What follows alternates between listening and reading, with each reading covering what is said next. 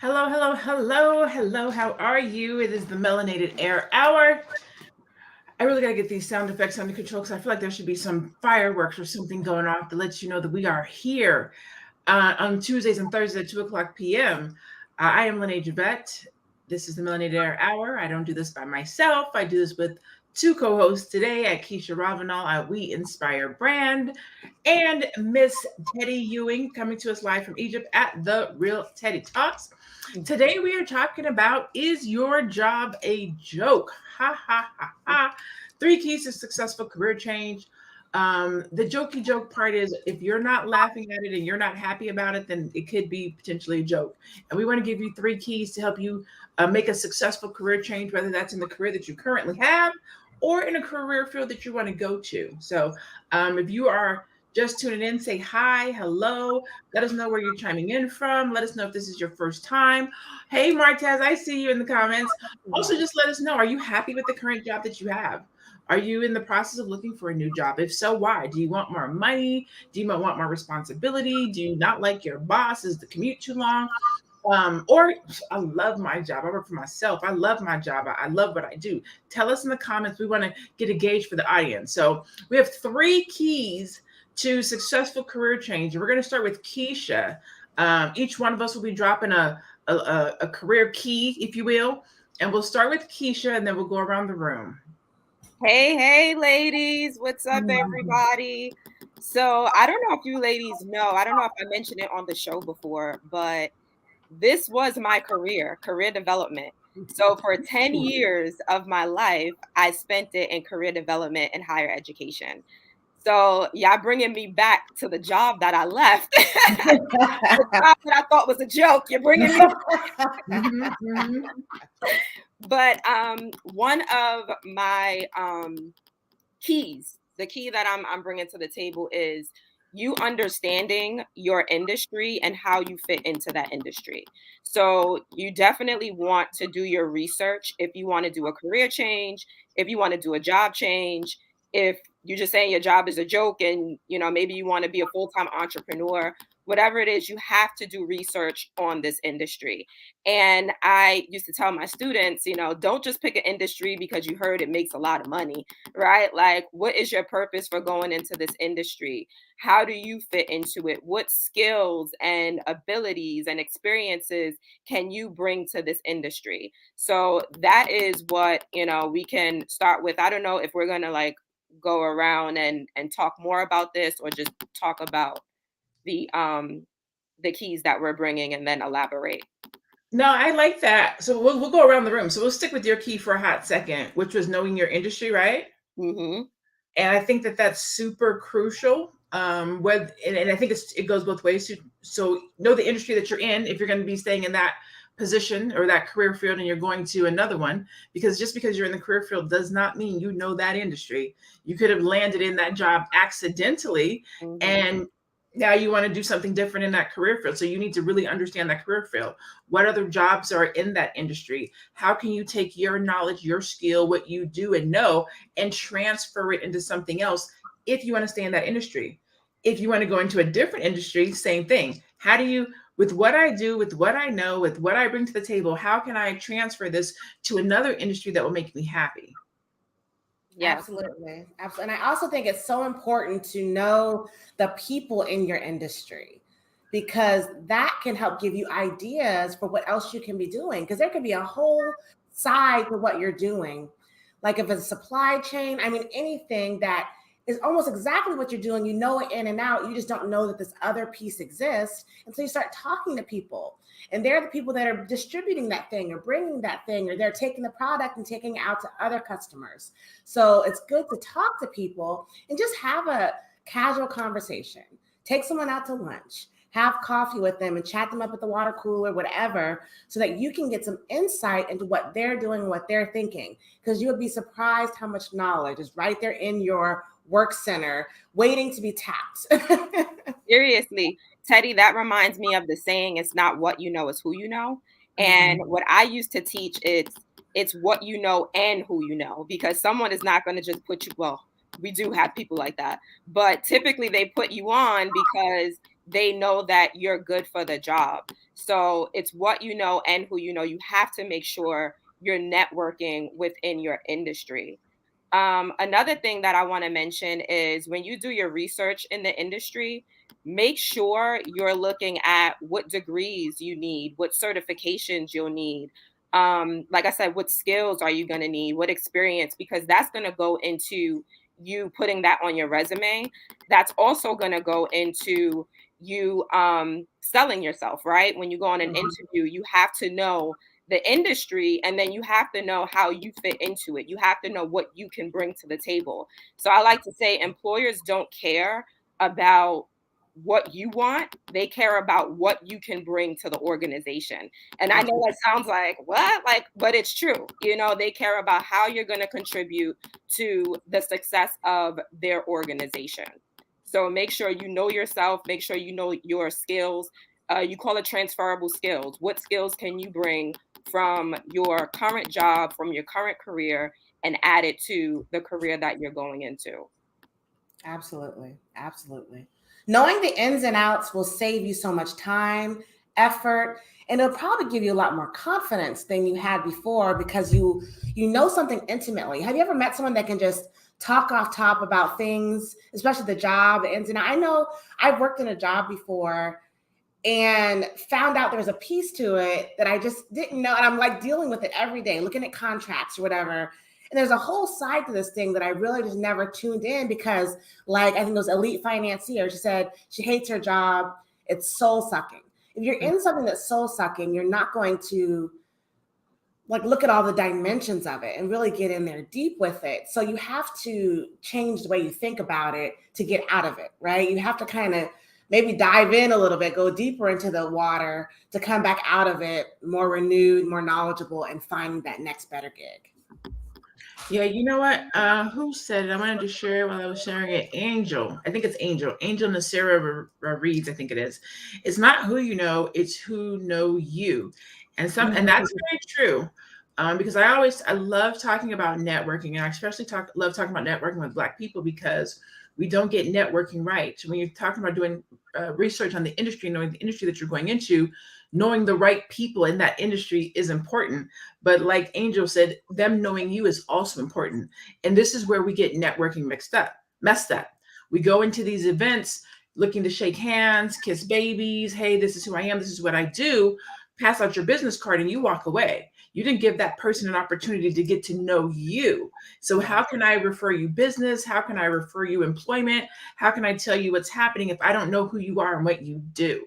So who knows you is also very important, because if a job were to open or a business opportunity were to come up, or there was something that I could refer business to you, if I don't know who you are, if I don't know what you do, I can't do that. So it's mutually important, Angel. Thank you for bringing that up. It is who you know, and it's also who knows you and knows what you do and knows how you can add value to the career and knows how you can add value to the position, knows, how you operate. Those things are mutually important. So when you do the industry research, also know who those key players are, who can mentor you, who you can meet at a networking event, who can let you know when something's opening at a new career or a new job or employer that you want to go to. Yeah. And to piggyback on that, Lene, there's an expression, I'm going to butcher the first part of it, but it says something to the effect of, like, your network should be or have friends that will mention you in a room full of opportunities. Something like that. I'm sure you guys have seen it. But it basically means even if you're not there to represent yourself, there is someone in the room that's going to try to put you on for you in a room full of opportunities that may fit you. And to that networking piece, a lot of times our ride or dies are the people that we spend our most time with and our most attention to are not those people that are going to mention you in a room full of opportunities, or they're never in a room full of opportunities. So even if they would mention you, it ain't going to do no good. Say that. Talk to people who are going to be in rooms with opportunities, is what she said. Good people cannot have the connections they need to put you on, right?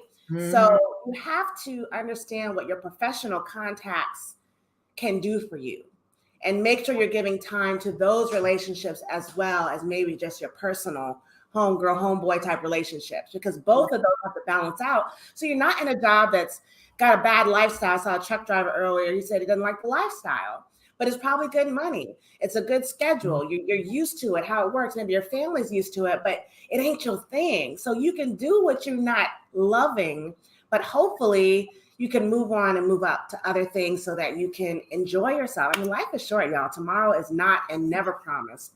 So we have to live our best lives now and work our way up to where we feel good and we feel comfortable and we're like shining on the inside and the outside. Yes. I wanted to mention two things. One, going back to Lene's point, when you go to networking events. So you have to cultivate those relationships. So like Lene said, it's not just about shaking hands and kissing babies. I had to repeat that. That's my favorite phase. Where are you about to go shaking hands and kissing babies? I'll be back in a little bit. It really is about nurturing that relationship. So when you get a business card, make sure you're following up. You know, don't just collect business cards and have them sitting on your desk. Send a follow-up email, you know, call them, right? Take them out for coffee, you know, something. So like I said, that's how you nurture those relationships. And then two, Angel mentioned a personality test. So there are a lot of personality tests out there, including the MBTI, which is the Myers-Briggs type indicator, the strong interest profiler. I don't even know if they call it that anymore, but you know, when I was working in the industry, that's what they called it. And it does help you identify, you know, what you enjoy doing and then connects it with different careers. So if you absolutely don't know what you want to do, but you know you want to get out of a job, or you know you want to enter a career, but you just don't know what, definitely look into those assessments. Yeah, it's so funny you mentioned business cards. I have this because y'all know I'm retiring this year. Yeah, I have this binder that I bought. People hand me business cards because they think I'm magic. They think I can do things I can't do, right? So people are dying to hand me their business cards so they can get in contact with me. So we're trading business cards. Well, now that I'm on the hunt for the next thing, I kept them all. I've been keeping them for 2 years. And I'm going on LinkedIn and I'm make sure I'm connecting to some of these people, most of them actually. And, you know, just putting my face out there, making my name memorable. And when you're connected on LinkedIn, for those of you that aren't on LinkedIn, it is the thing. It is the thing now when it comes to corporate type, more professional careers. I would say white collar, maybe even a lot of blue collar if you're dealing with people. If you're dealing with people, LinkedIn is the thing. Mm-hmm. And connecting to these people and making sure that they at least know your name, see your face, can remember you and mention you, then that's also a good opportunity. So take it. Don't just take it, put it in a desk drawer. Take that business card, do something with it so that you have it when you need it as well. Yeah. Yes. I have a list of test personality assessments that I posted in one of my groups. I'm trying to look for it. I will keep trying to look for it. If you guys hear me typing, it has like 6 of them. Some of them are for leadership. Some of them are personality. Some of them are job placement. There's like 8 of them that I've shared, and I'm looking for them. Hopefully I can find them. If I can't, we'll see what we could do. Mm-hmm. All right. So that was the first one. So the first one, can you repeat that for them, Keisha, so that they know what is one of 3 keys to successful career change? Make sure you know the industry that you want to get into and how you fit into it. Boom. So that's number 1. Okay. Teddy's going to hit us with number 2. What's the second key, Teddy? Number 2, know your value, know your worth. That is so important. I said it before that a lot of us, and me included, I move through life fearful. So you're making decisions and not making decisions based from a place of fear. And that fear is exacerbated because you don't know your worth.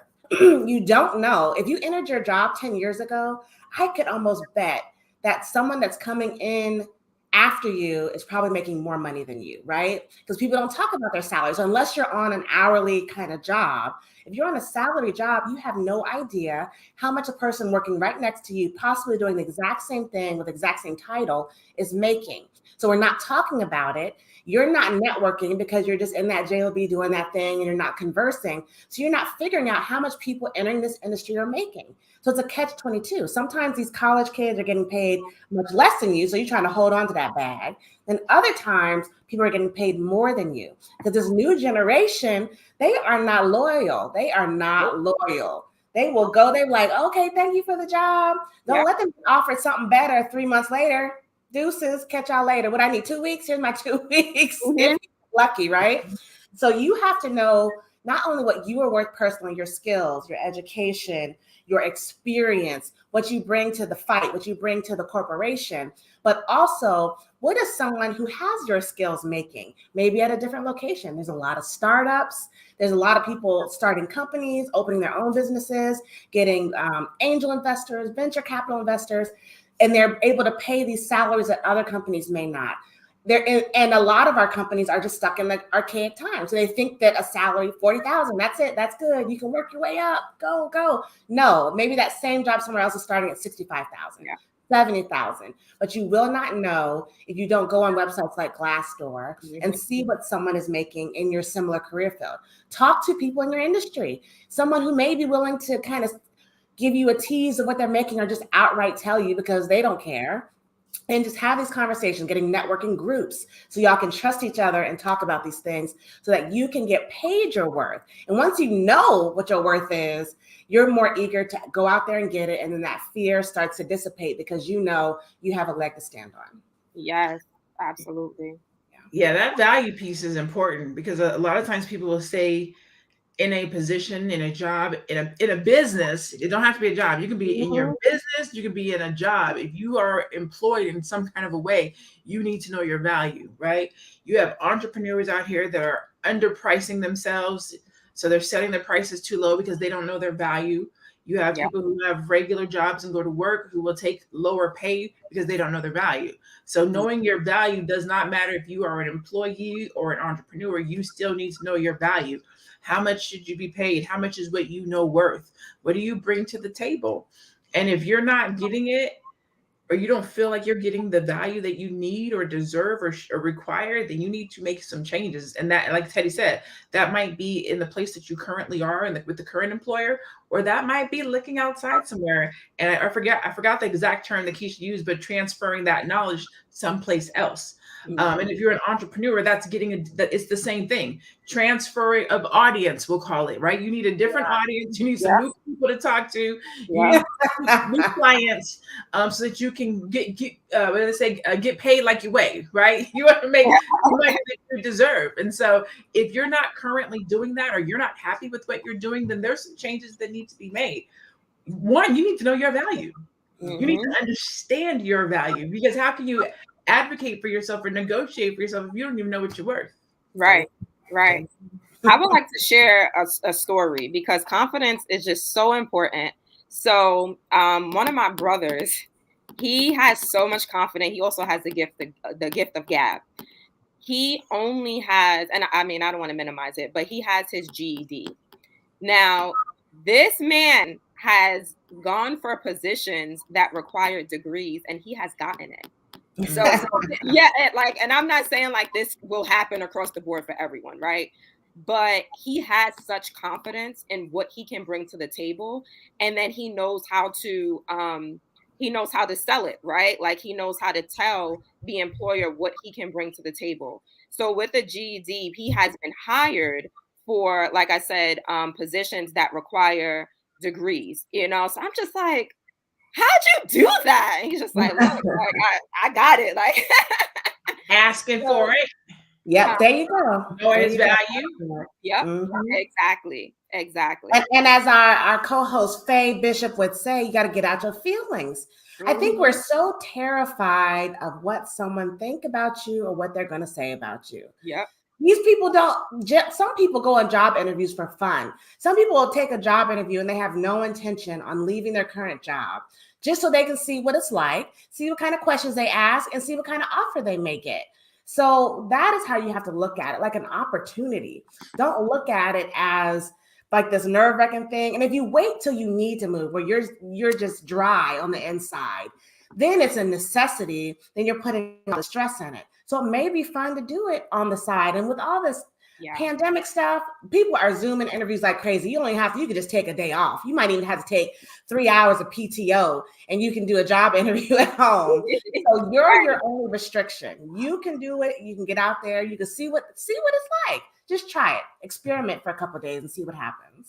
And man, don't be afraid of rejection. Like, I know we're talking about knowing your value, right? So sometimes you might not know how to articulate. Well, I really want to be paid 50,000, but they only offered me 40. Ask for 50. It's okay. What's what they can do? Say no. Like, don't be afraid of rejection. Not rejection in asking for the salary that you want, and not in rejection in going after the job that you want, even if you don't have everything that they require. Because, like Keisha said, you don't know which position will take a chance on you, right? And that's the same for an entrepreneur. Don't be afraid to throw that $5,000 invoice out there. If they say no, they're not your client. Don't be afraid to charge $99 for your service. If they don't pay it, then they're not your client. You can't be afraid of rejection, because if you do, you'll always play small in your career, play small in your life, play small in your business, play small in your relationships. Like, if you play small, you're going to play small. But if you play big, you'll always play big. The worst that somebody can do is tell you no. And if they do, why? It's okay to say, why wasn't I selected for this position? Well, why wasn't I,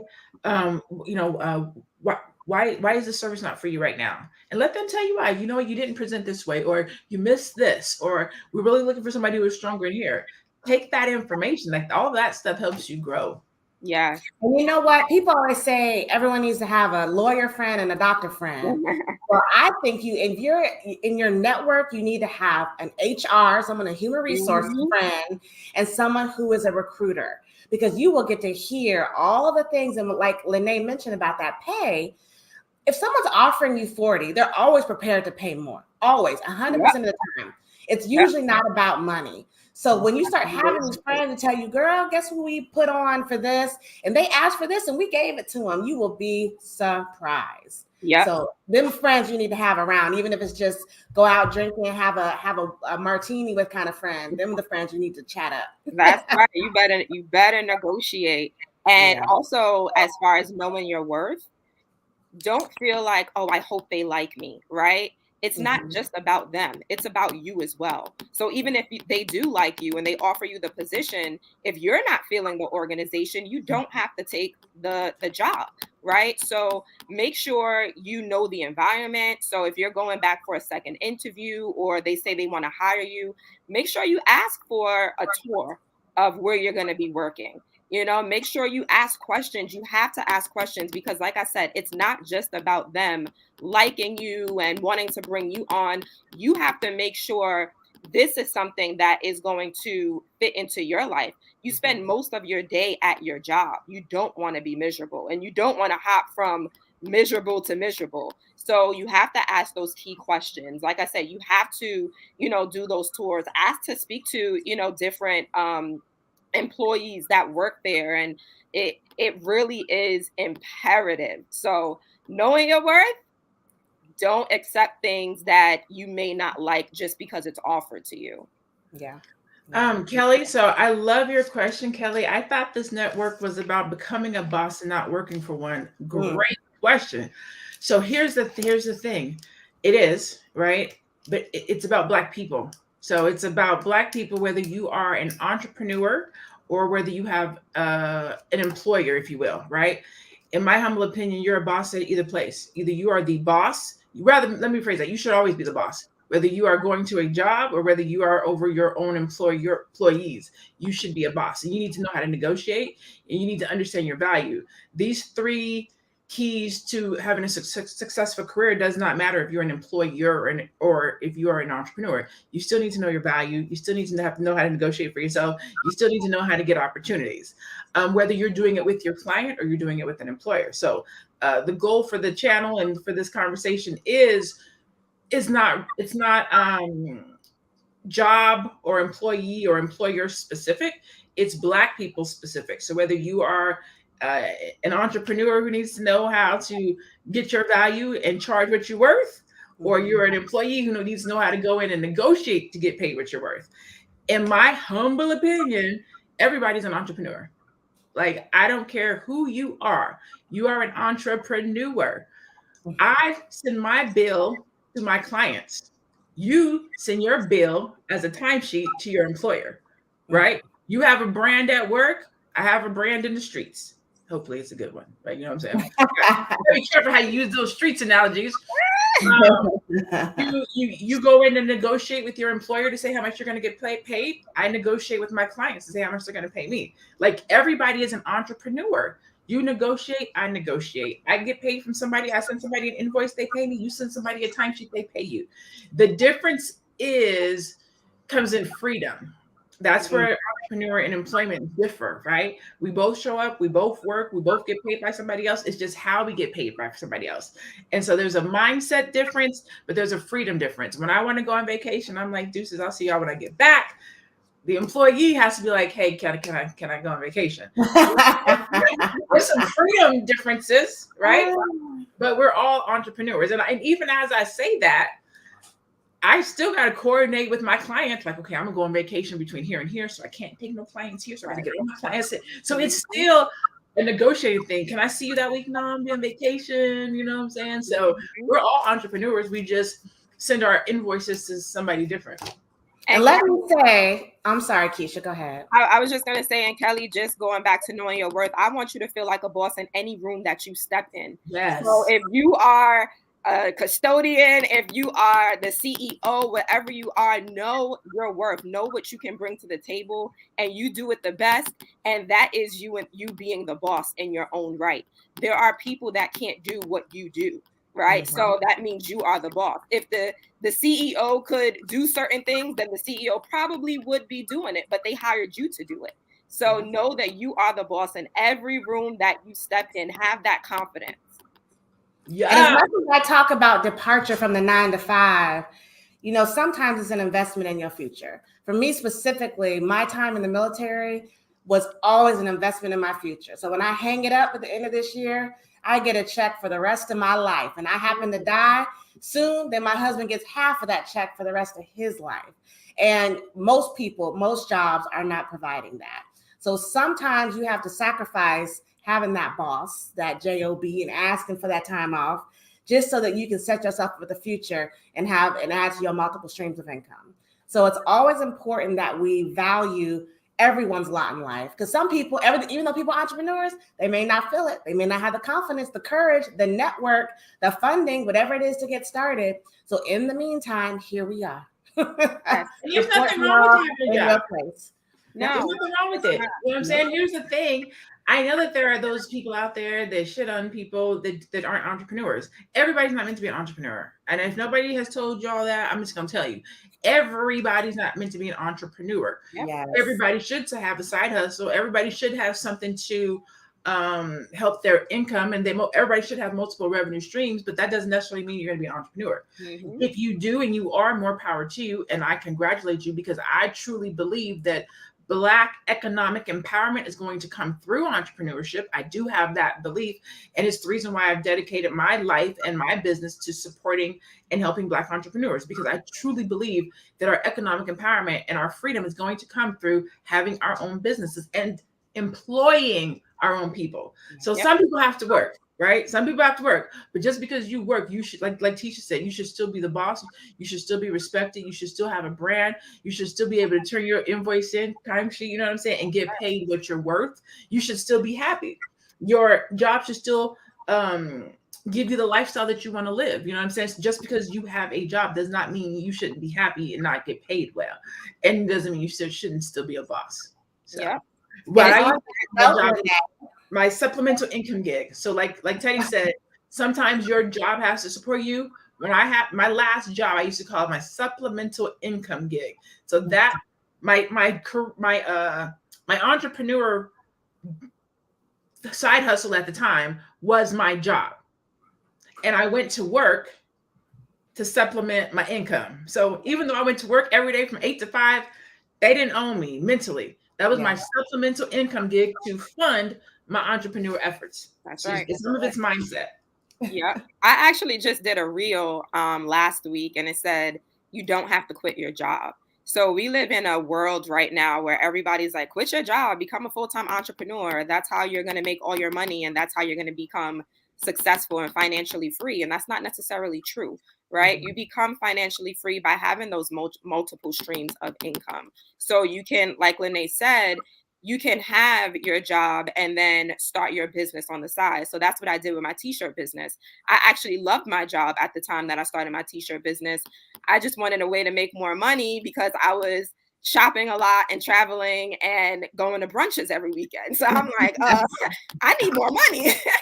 So you don't have to quit your job, especially if you love it, right? Like if you love your job, if you love the industry that you're in, but you're looking for a way to make more money, that's when you start, you know, the business on the side. Yeah. Yeah. Yes. So that leads us to point number 3. But before we go to point number 3, let me backtrack to point number 2. Teddy, can you repeat point number 2 for us? So number 2 is know your value, know your worth. That will always give you the courage you need to move forward in whatever that job change is going to be. Boom. So number 1 was, what was number 1, Keisha? Number 1 was you must understand your industry and how you fit into it. All right. And then number 2 again, Teddy, was? Know your worth and know your value. Boom. Okay. So you got number 1, we got number 2. I was able to find those leadership assessments I was telling you guys about. Oh, yeah. So one of them is called the Colby Index. The other one is called How to Fascinate. I'm going to post them in the chat right now. Another one is called Strengths Finder. The other one is called the Entrepreneur Profile. It will help you if you're an entrepreneur, understand your personality and either to become an entrepreneur, or if you're an entrepreneur, how to be a better entrepreneur. And then the last one is the 16 personalities. It's the one that does the Myers-Briggs. So I put it in the chat and it should go on every single page that we're on. So if you are, doesn't matter where you are tuning into this broadcast, I literally just posted it on every single one. If you're interested in any type of personality assessment, okay, they're there. So I'm going to come in with key number 3. And it's kind of overarching, but number 3 is know your desires. Real simple. Mm-hmm. Know your desires. Yeah. If you are thinking of, if you know you don't like your job, you don't like the lifestyle, you don't like the money, then when you start thinking about what a career change looks like, know your desires. What type of a job do you want to have? What type of a job do you want to do? Where do you see your career going? Because don't go getting a job that's dead end. If you know that ultimately you want to be, I think somebody said they want to go into management. If you ultimately know that you want to go into management, don't go getting a customer service gig that's going to have you on the phone. Like, who do you want to manage? Where do you want to manage them at? How much do you want to get paid? And then find out what company that is and start in that business, in that organization. Like, what is your end result? What is your end desire? If you want to do a real career change, right? So what's the job title? What kind of responsibilities do you want to have? What are the requirements of that job? I already talked about growth. Like, how are you going to be able to grow in this business or in this industry or at this employer? And I'll do it for entrepreneurs too, Angel. I'll do it on the other side for entrepreneurs. Let me do employers, and then I'll do entrepreneurs too. What's the salary that you want, right? A lot of times, and especially because we're getting jobs out of necessity. So we're going in there thinking, I just need to work. No, ma'am. No, sir. Know your salary. Like, know what you desire when you walk in that door. Put it on the glass, as they say. Mm-hmm. I want 50,000. Willing to negotiate, right? Because we don't know if it's starting at 45, is it starting at 55? Does it come with perks? Do you get a card? Do you get a phone? Are they paying your bills? Like, we don't know those things. So we need to get in the door to find out what other things are coming with our benefits package, because we may take this much because they're doing that. So, but you need to know what your desires are before you walk in the door. Mm-hmm. Salary, and then your lifestyle. I saw somebody talk about lifestyle. Yes, that's crucial and that's important when you're talking about where you're going to be working every day. Do they want 8 hours or do they want 10? I forget who somebody said it. They're sucking the soul out of me. Like, we do not want to change jobs to have our soul sucked. Yeah. I was about to take the conversation someplace else. I'm gonna leave it right there. I was gonna say that too. Have your soul sucking.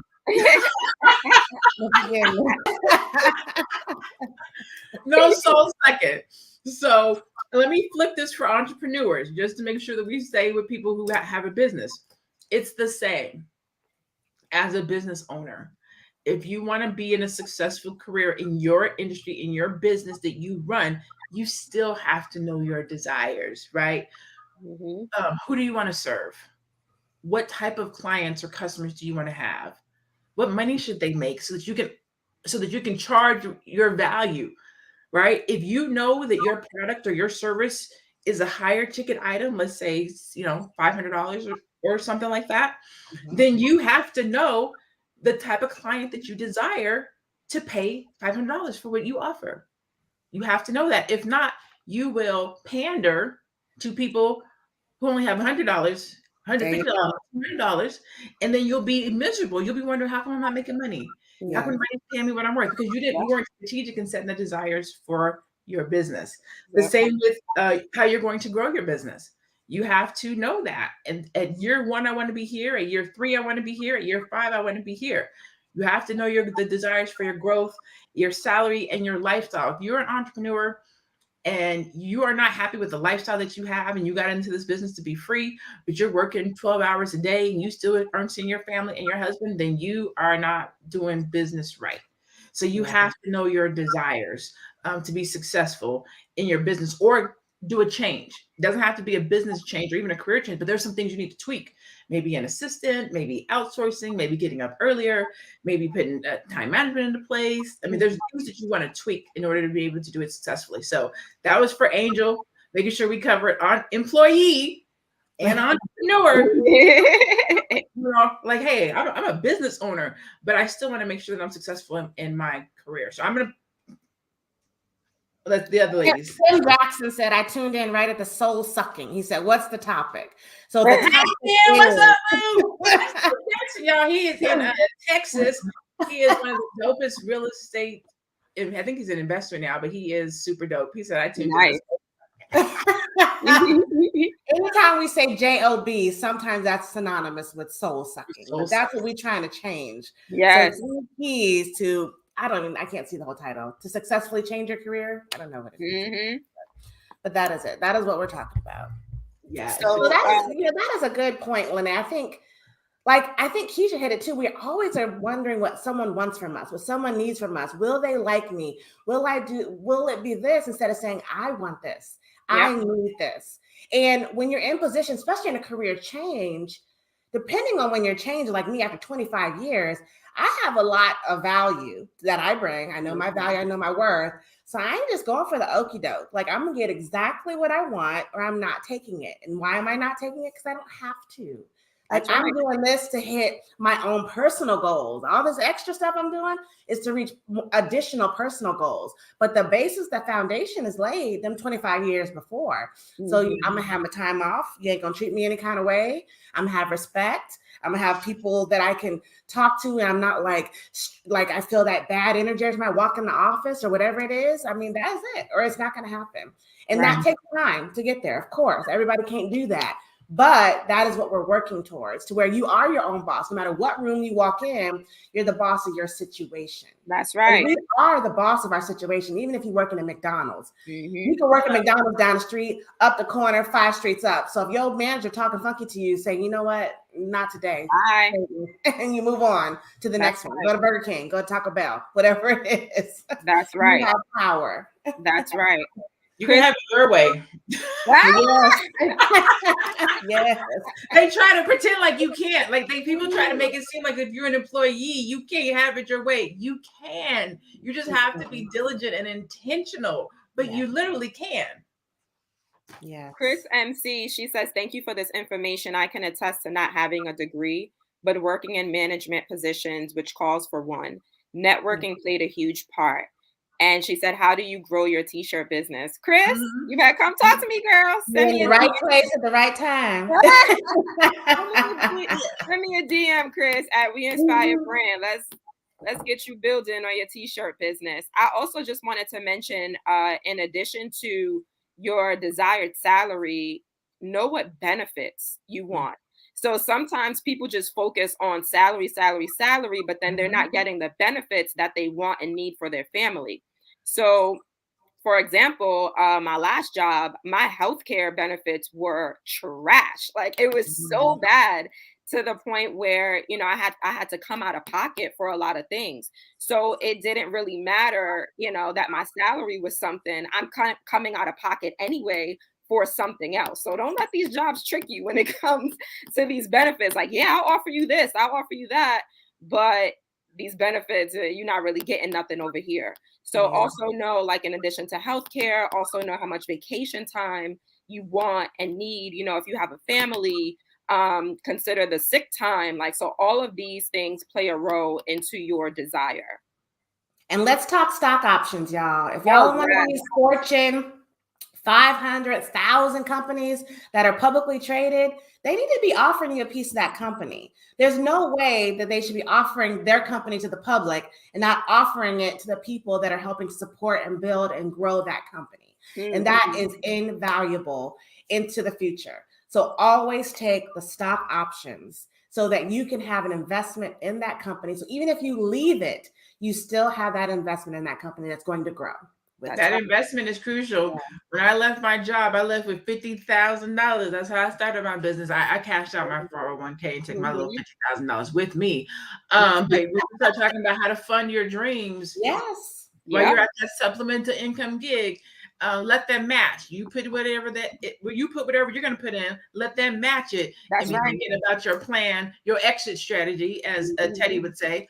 That exit strategy is not just for entrepreneurs looking to leave their business. That's for employees looking to leave their current position and go into a new one, or leave and go into a entrepreneurship. But you should have an exit strategy. That's right. I was about to say something. Oh, Sam Cooley. I like this question. How do you create an invoice when your business isn't registered? Ooh, this is a two-part answer for you, Sam.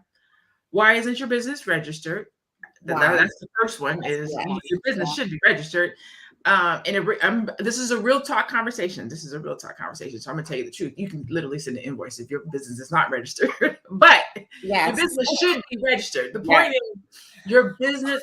I need us Black people to operate legitimate, legal, fully structured businesses. Okay.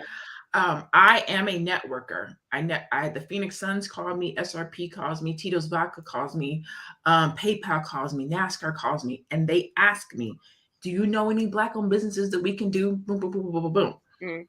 I send them businesses, and do you know what they say to me? They're not properly set up. They don't have an EIN. They don't have a business bank account.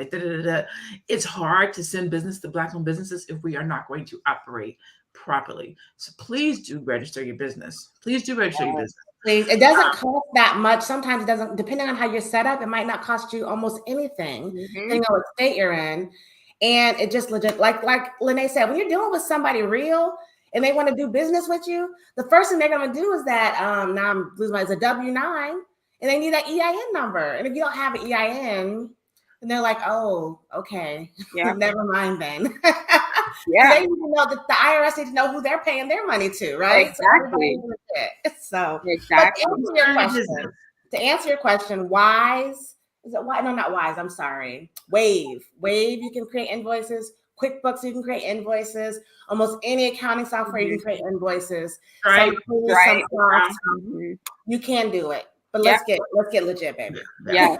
And going back to earlier, it's somebody that doesn't even have a business can send one, but we want you to look good, to be good, you're representing, you're B1, you're out here representing us. So you want to work together.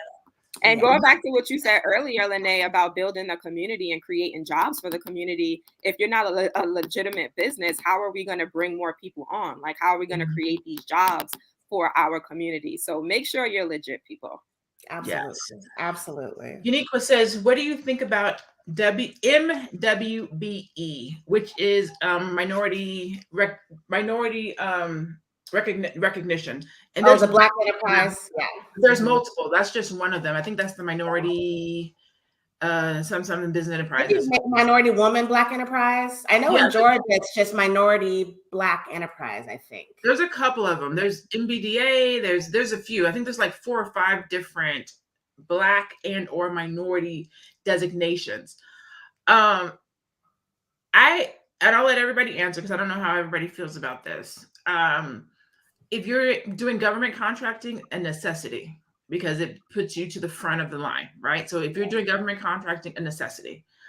If you're not doing government contracting, it's nice to have. You don't need it, but it's nice to have, because when you start talking about sponsorships and you start talking about affiliate deals and you start talking about being an ambassador, having that designation will help for you to go to a Marriott, for example. Let's say you want to get your travel sponsored and you want Marriott to be the organization that sponsors your travel, you can say that you are recognized as a blah blah blah blah blah minority business, and now that makes their ears pop up because most of these major corporations have some type of diversity and inclusion initiative. Absolutely. Or something that they say that they're going to donate to or do business with minority businesses. So if you let them know automatically that you're one of those businesses, they like that because now they're meeting their objectives. So if you're doing government contracting, a necessity. If not, it's nice to have. You don't need to have it, but it's nice to have. And I just want to second, like, kind of piggyback on that and say, not just government contracting, but state, county, city contracts as well. That will be useful. But other than that, what Lene said perfectly. Yes. I don't know what's going on in the comments. It says, sisters, can y'all come to the mosque to find husbands and court us?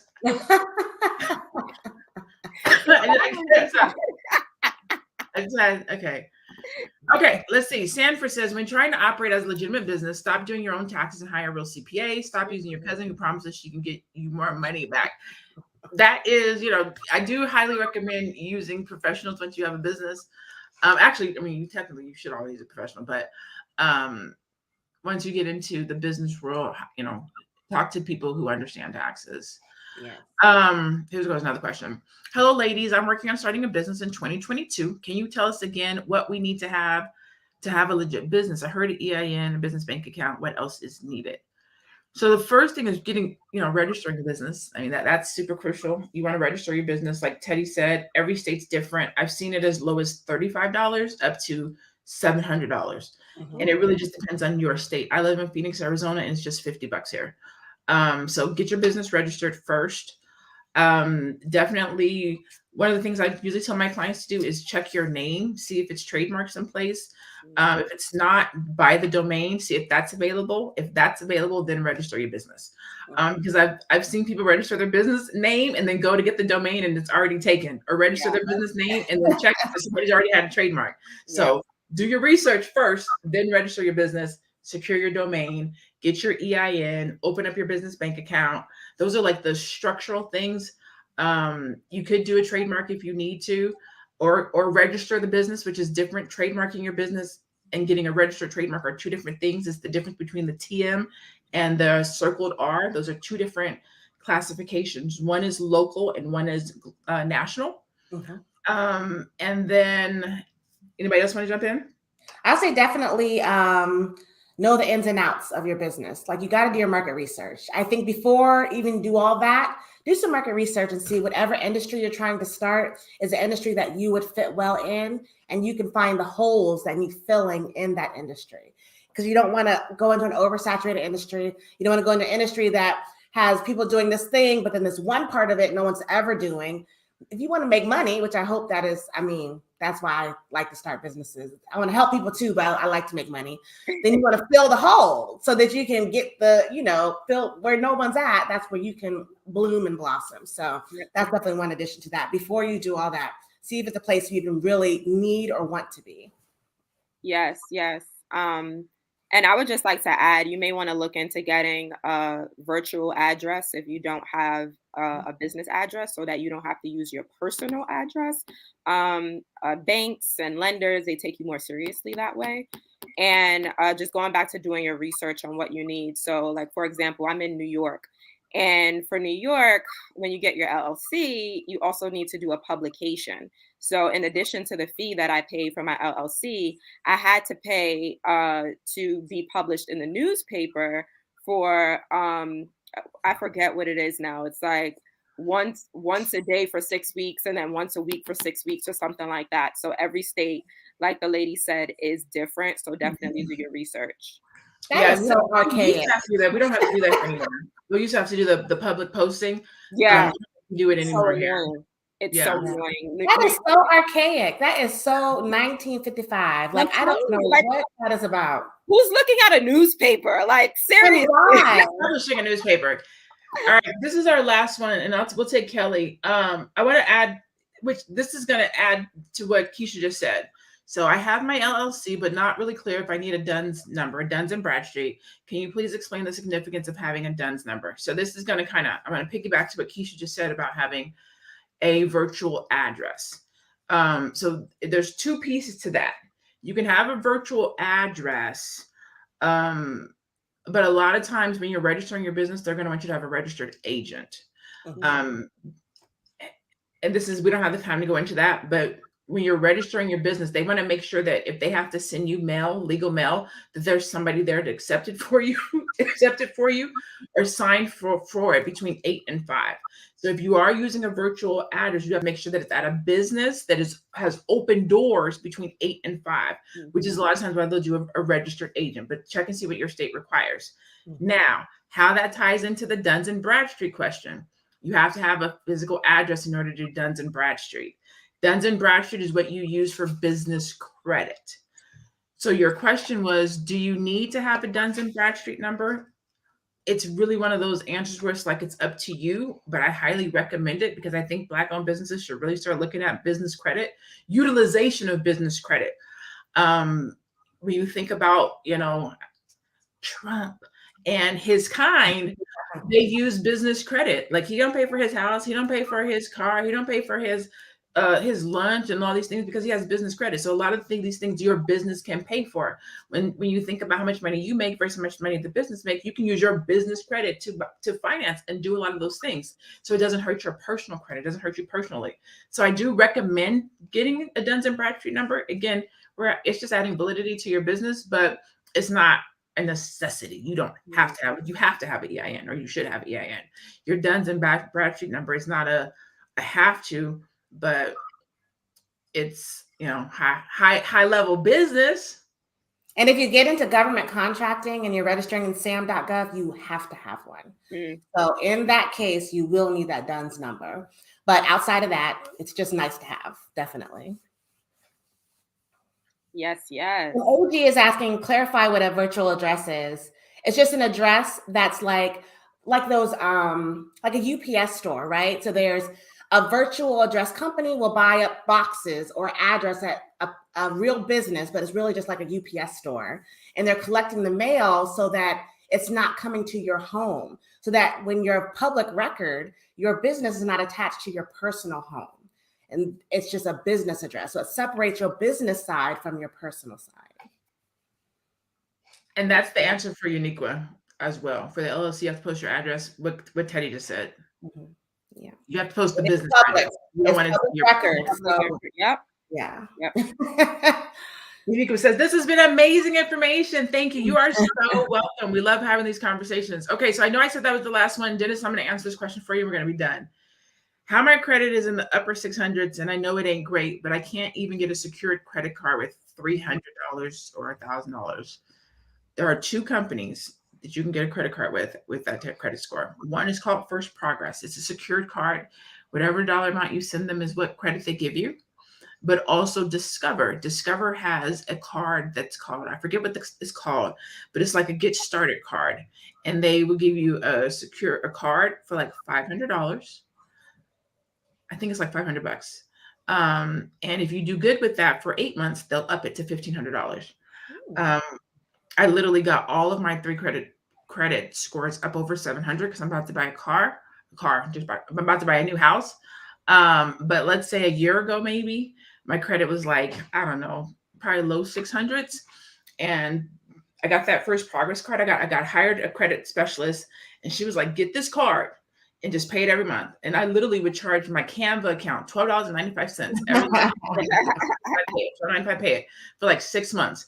And my score went up like 45 points. I was like, oh, hell. Got me another card. She was like, do it again. Got this Discover card. And I was like, okay, I got the little Discover card. She was like, just pay it for like, 5. She didn't even know about this. I put her on the Discover card. Got the little Discover card, paid it every month for like 6 months straight on time, just doing like a $20 here, $20 there. And it went up another like 50 points. Before I know it, all 3 of my credit scores, every single one now is over like 730 in like a year. So just don't use it. Get it, pay it every month on time for like 6 months, get another one, do it on time for like 6 months, and your score will be like over 700. Now, I don't have anything bad on there either. Like I don't have any debt. I don't owe anybody anything. So I should say that. I don't want to mislead you. Other than student loans, other than that. But yeah, that little whatever that little trick is with the credit card and paying, that it works. And don't have any missed payments. A missed payment will take a perfect credit score down 40, 50, 60. One missed payment. So if you did accidentally miss a payment, call them up. Be like, look at my history. I've never missed a payment before. Please credit that back to my account. And then when they do that, it won't show up as a missed payment on your credit. Yeah, it's a hit. It's a hit. We need to do a whole show on. We can do a credit show. We need to have an expert on here and tell them how to prepare that credit because that's a big issue. Because you can't get anything if your credit ain't good. People don't know why their credit's not good. Right. Make it better. So yeah. Yes. Another day. All right. So we're gonna go back around the room. We're gonna give you guys those 3 points one more time before we go. Dennis, the first one was first progress. First progress. I have my aligners in today, guys. So you guys I have my aligners in today. I'm trying to talk over it. So go back around the room. For those of you that maybe just be tuning in, we're going to go back around the room and give you those 3 keys for a successful career change, starting with number 1, which was from Keisha. So the first one is you must know the industry you're trying to get into and how you fit into it. So do your research, know what degrees, certifications, skills that you need, and then of course know yourself, right? Know what skills and experiences you bring to the table and what transferable skills you have. The transferable skills is what you can bring from one industry to another. Transferable skills, that's what it was. Okay. Yes. And Miss Teddy Ewing, number 2. The second one is know your value, know your worth. You are not what you get paid. So know what someone like you can bring to the fight. What can you offer in skills, education, experience, breadth of experience? And also know what people in your same position, maybe at your same company, firm, or in a similar industry working that same position is getting paid. People just coming in, people that have been there 5-10 years, use websites like Glassdoor, get into your networks, have HR friends who are going to give you the dish on what people are getting paid so that you know if you have a competitive salary or not. Because you could easily just job hop into the same job in another place and make tons more money. So check that out. Know your value, know your worth. Stop moving in fear. I love that. Okay. And number 3 is just to know your desires. Go into whatever the next career is for you or the next business opportunity, really knowing what your desires are. What title do you want? What clients do you want? What job responsibilities you want to have? Where you see your career, your business going so that you can account for growth in that. What the salary is that you want to make or how much you want to charge.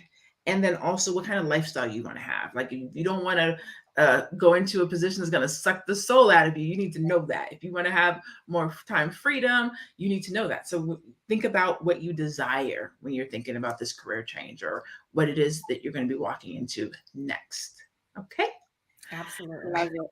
All right. We thank you so much for tuning in to Melanated Air today. We do this every Tuesday and Thursday at 2:00 p.m. Eastern. You can catch us on Melanated Air. We're on YouTube. You can also go and follow us each individually. You can catch Keisha Ravenel on Instagram and other platforms at We Inspire Brand. Please go follow her there. Also, Teddy Ewing, you can catch her at The Real Teddy Talks. And you can follow me at I Am Lene Javette on all social media platforms. We love you. We appreciate you. We thank you for tuning in today. Again, please go and subscribe to the Melanated Air podcast talk show on YouTube. And we will see you guys on Thursday. As always, continue to be blessed, stay black, and be one. Be one, baby. See you later.